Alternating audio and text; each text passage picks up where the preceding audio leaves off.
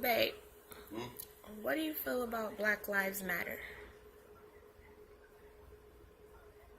What do I feel about Black Lives Matter? Interesting. First of all, you got to look at that. Black Lives Matter.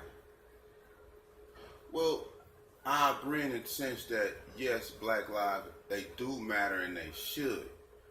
But at the same time, when a person asks that question, we really have to be honest. Who do Black Lives Matter really matter to? See, I'm gonna just be honest with you. See, I understand, when we look at back at tragedies like Ferguson, and in New York with Eric Garner, and then you go over there with, with Trayvon Martin, and I can understand the sense of frustration in the black community. But at the same time, you have to look at it in another point of view, which is from a law enforcement point of view. And I'm not pro-cop and I'm not anti-anything. But what I am is I am for common sense.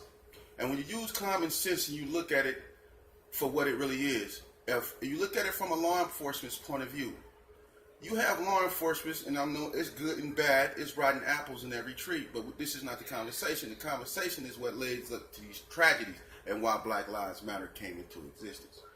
See, when police work in black communities, and some of them are so war-torn that it's uninhabitable. And when they go in there, they see the carnage that's left on the streets with the shootings and the lack of respect for not just for law and order, but for just themselves and the way of life in general.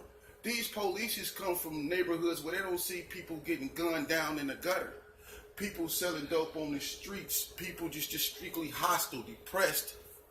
They go over there and they see the aftermath of a drive-by shooting. And it scares the hell out of them because they the ones got to stand over the bodies. They the ones got to go tell those people, parents, that their son is out there dead. See, their job, it gets stressful.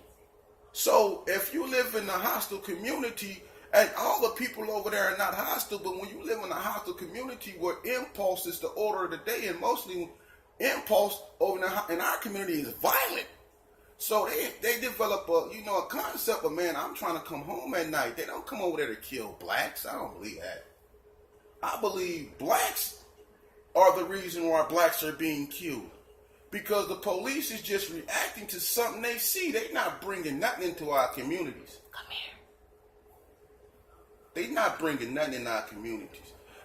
White people is not waking up every morning, and I don't mean just white, but they're not waking up every morning saying, I'm finna go over here and gun down some young African-American males. That's bullshit. Those dudes is up over there killing each other. They shooting at police. They robbing old women. They robbing stores. They pimping women. They just living like animals. And so those police is going to be quick on the trigger. They're human beings. If you change your behavior, then they would change the way they act. That's just simply how that works. Because, see, in order for black lives to matter, white lives have to matter, brown lives have to matter, and blue lives have to matter. It's not us against them.